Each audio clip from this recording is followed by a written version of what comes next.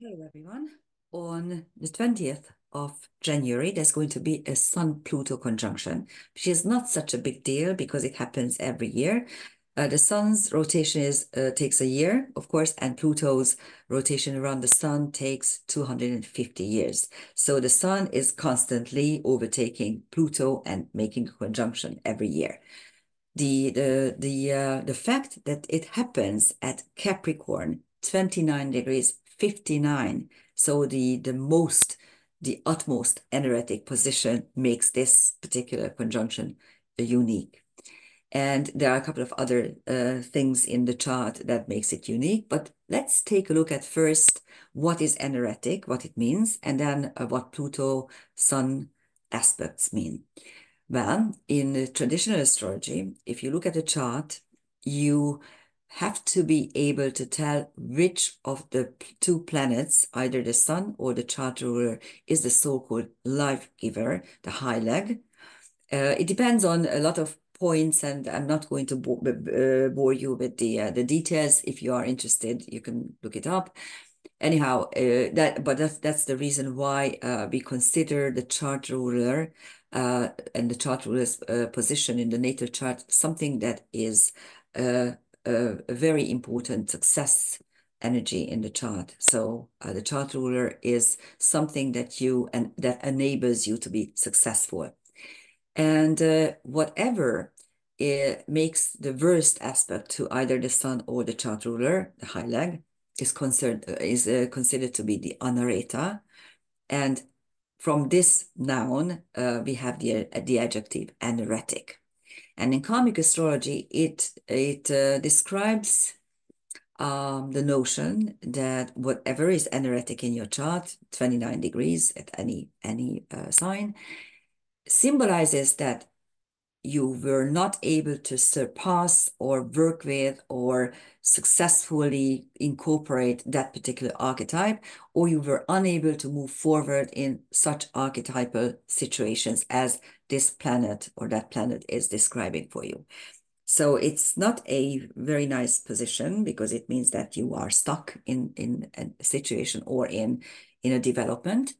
And in this particular time, we have this anaretic position of the Sun and Pluto. And at the same time, Sun-Pluto aspects denote the magician, the someone who is able to conjure anything, who is able to do magic. How and in what form and how potent this magic is depends, of course, on the aspect itself. The most potent is the conjunction, especially if it is a really tight conjunction, because then if it is, for instance, a so-called Kazemi conjunction, which at this particular moment it is, then you can do whatever you want. With a trine, which is a lazy pattern, you can create things, but you don't particularly pay attention to it. With the sextile, you know how to utilize it. And with all the septiles, quintiles, and novile series, you learned in the past how to create through magic or with the help of magic, and you don't particularly pay attention to it, but whenever you need it, you can do it. And with the stressful aspects, opposition and square, it depends on how you utilize it. You can still work with it quite well. With the square, the problem is that this gives you constant everyday stress. So for instance, it could mean that you had big fights and big clashes with your father. You wanted to um to be successful in your father's eyes, and you were not able to, you wouldn't, or you couldn't actually win over your father. So there could be all kinds of stuff. You still learn how to be a magician. That's the point. So in this particular time, the conjunction is anaretic. Let's take a look at the London chart. Here it is. And I named this particular video the Hindered Magician. Why is it not moving away? Okay. Oh, I don't know what to do with this line here. Okay, well, hopefully I'm trying to disregard it. Maybe it's going away. Yes, here it is. On January the 20th at 13:45 London time, you will have the exact to the minute conjunction. But at the moment, and this is what makes it even more unique than a usual Sun-Pluto conjunction, the moon is also anaretic. It is at the very end of Taurus, exactly conjunct the retrograding Sedna, creation through dissection, and opposite a very anaretic Lilith, asteroid Lilith, revolt against injustice. So that is what makes it unique, that you have this dissolved opposition. All five celestial objects are in an anaretic position. In the London chart, Australia is rising. As you can see, the Vesta-Australia conjunction, which has been or was very, very important in October, November, even in the summer, during the summer. So you could focus on karma breaking, destiny changing, is already separating. It's no longer a conjunction anyway. But at the same time, this particular chart has both of them rising. So you can still focus on karma breaking, destiny changing, and opposite them is Venus, which is ready to move into Capricorn quite soon, but it's not yet anaretic. It's at 27 degrees or something. So it is quite at the galactic center. And that on the descendant means that you can create harmony and money even and love with your partner. This is what you should know about the sun and the moon. The sun's diameter is 32 minutes of an arc, and the moon's diameter is 31 minutes of an arc when observed from the Earth. Actually, the moon's diameter depends on whether it is closer to the Earth or farther. And whenever it is closer, it could be as big as 33 or 34 even. And when it is farther from the Earth, it could be only 28 minutes of an arc. So that's the reason why you sometimes has you know the total eclipse is not total because you have a ring of fire around it, depending on the size of the moon disk. So this is what happens when the sun or the moon are changing signs. Because the degree that you have in the ephemeris or in the computer programs gives you the middle point. By the way, all the rest of the planets and chart points are points. So they don't have a width, they don't have a diameter. Only the sun and the moon, the two luminaries, have this interesting aspect that whenever they are moving from one sign to the other, there is a moment when they are stuck in between, and actually they can incorporate both signs. We note these in karmic astrology. They have special meanings in karmic astrology, but at the moment it doesn't really matter. It means that when you have an anaretic sun, it is also a sun that is moving into the next sign, and so is the moon. And this particular space-time moment, when Pluto and the sun are at 29 degrees 49, as you can see, the moon is at 29 degrees 53, not 49, 59, sorry. So there's really 6 minutes of an arc between the sun and the moon's trine. So it's really very potent. And as far as I remember, the Sedna is around 29 degrees 30. So even that is within 1 degree. So it's a very, very tight double trine. And if we look further, this is what we find. There is a forceps configuration forming when we add Australia, but the configuration itself is dissociate and also dissolved. The opposition is only anaretic, and it's not dissociate because all the participating planets are at 29 degrees. Here you can see the placements. Whereas with Australia, which is retrograde at the moment, and at Cancer 0 degrees 47, it is ready to move back into Gemini. Now, that is another form of being anaretic. And it occurs, well, I usually teach this when, for instance, let's say that you are parking your car in front of your house and you are closing it and you see someone lurking in the dark and you get scared and you dash into your home, into your house, you close the door. You take a deep breath. That is when the planet went into or moves into the next sign. And then you realize that you left your phone in your car. So you need to dash back and go to the territory where you were a minute or five minutes earlier and venture the actually suffer the adventure. Let's put it this way. So that is when a planet is, or a celestial object is at 0 degrees, but retrograde. It is ready to move back into an anaretic position. Okay, so the dissolved opposition is nice because what it says is that if the creation through dissection is highlighted, you are able to create something new and also utilize it against something that is not to your liking, because Lilith here means revolt against injustice. And with the finger of fate, again, and this is the sextile portion is besides the trine, of course, is the most beneficial, because it simply means if you suffer from something that is not just, if you don't want to suffer injustice, then create something else and try to conjure something else, and with it you can break old embedded karma, or you can actually come out of it, of the hindering situation.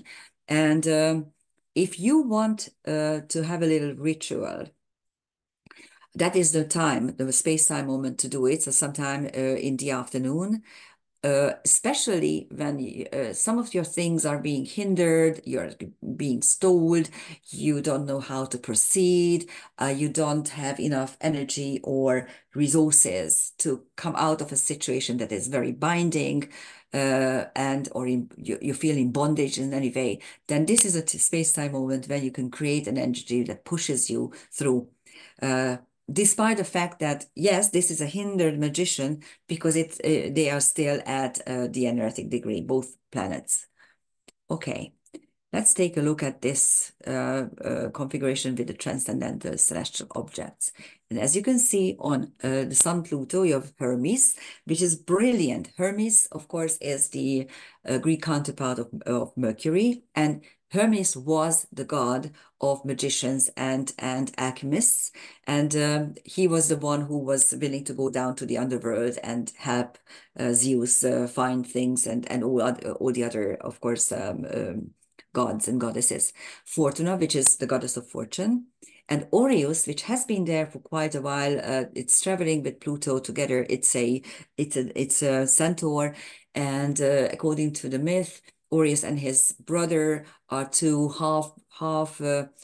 centaurs, half bear, half humans, and they're very horrible. They tear people apart, and Zeus wants to punish them, and actually the punishment is death.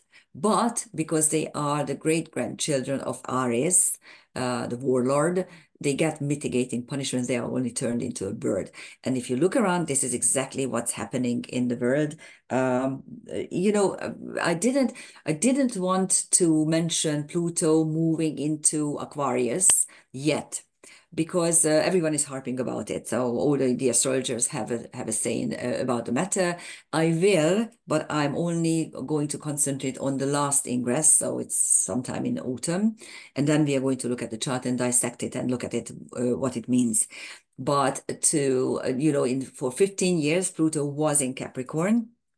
And in Capricorn, Pluto, the lord of the underworld, was trying to get rid of old, outdated, rigid power structure. And this is what you see on the one hand. On the other hand, it's not yet successful, and the powers that be really cling to their own power, and it will be very, very hard to win against them. But this is what we need to do. These are really interesting times. And as you know, the biggest Chinese curse is, may you live in interesting times. Well, we do. Now, on the moon Sedna conjunction, there's the Pleiades, and the Pleiades is a tiny little, it's the tiniest named constellation in the sky. It's above Taurus, and it's the seat of the creator goddess. And of course, Sedna will be there for another year at least, and has been there for a year, of course. And the moon, of course, is there every 27 and a half days. And it's just fascinating that in this particular space-time moment, the moon helps us access this goddess energy, because that is what the luminaries do whenever they cross an important segment of the sky. On Australia, you have chaos, TNO chaos, centaur chaos, it's TNO, but as you know, in karmic astrology, we use the word centaur for any trans-Neptunian object as well, because it makes it easier to refer to them. And chaos moved into Cancer last year, which was a big deal because whenever whenever any celestial object moves into any of the cardinal points, it signifies a new era or a new potential. And chaos means, of course, chaos. And this is what you see around the world, programmed chaos. But at the same time, every chaotic occurrence, every chaotic situation may produce something out of the blue that is really beneficial. And this is what we need to do in order to break old embedded karma and change our destiny. We need to ride on chaos, so to speak. And Menkalian is Auriga's alpha star, and the constellation Auriga is very much linked to the tarot major arcana number 7, which is the Chariot. And it means that if you know what to do, let's go and let's do it and let's move and let's try to achieve it. On Lilith, you have Prometheus, whose name means the one who knows before. So it means that in order to revolt against injustice, we need to know our steps, at least 2-3 steps ahead of time. Seto means it's a TNO, and it means toxic emotions. That is what's flying around everywhere. You see toxic, angry emotions really surfacing, and horrible deeds are in the aftermath. And Toliman, which is Alpha Centaur, this constellation is a southern constellation. Unfortunately, you never see it from the northern hemisphere.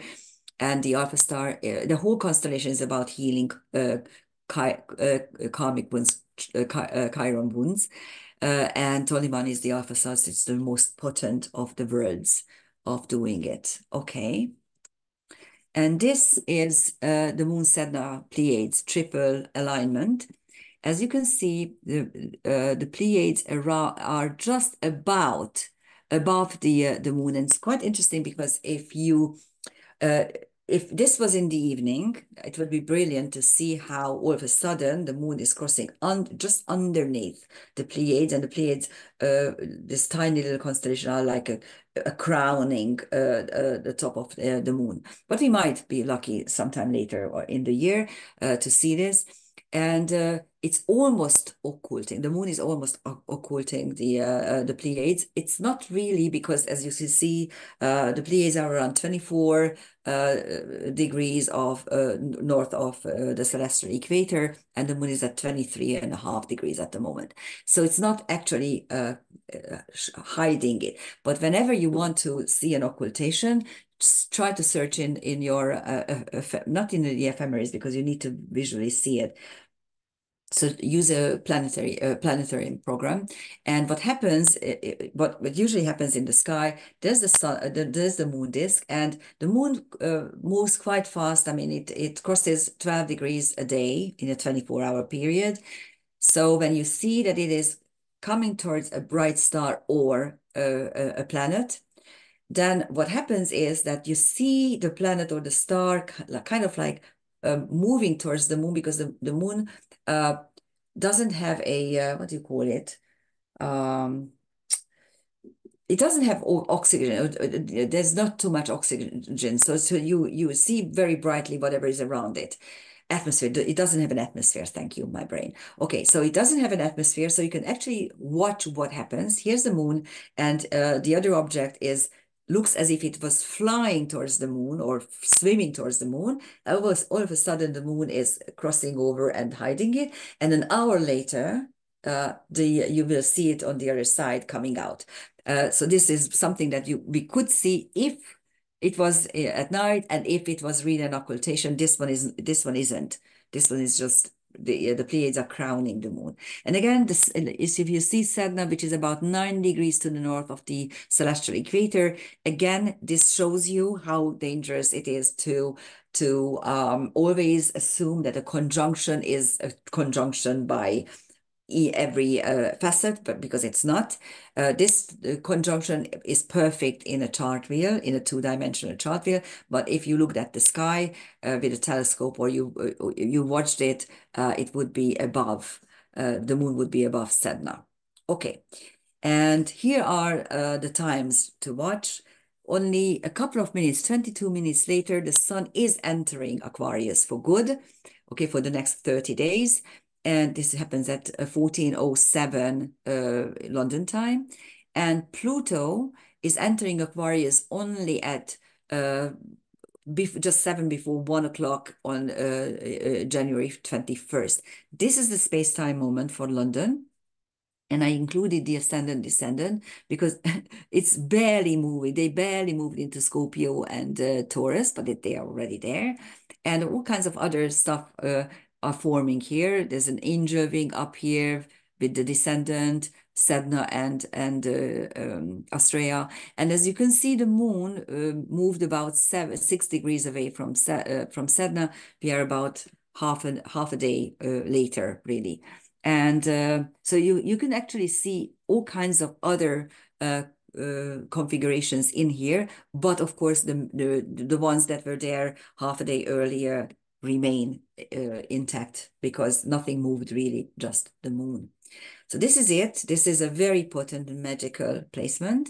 If you know how to do astrological magic, utilize it. You could use either this late afternoon, early afternoon time when Pluto and the sun are exactly conjunct, or if you are not an early going to bed person, then you can actually wait until both celestial objects moved into Aquarius, because that is no longer than anaretic, and they have this push of a new energy. Either way, try to utilize it. Thank you for listening. Bye-bye.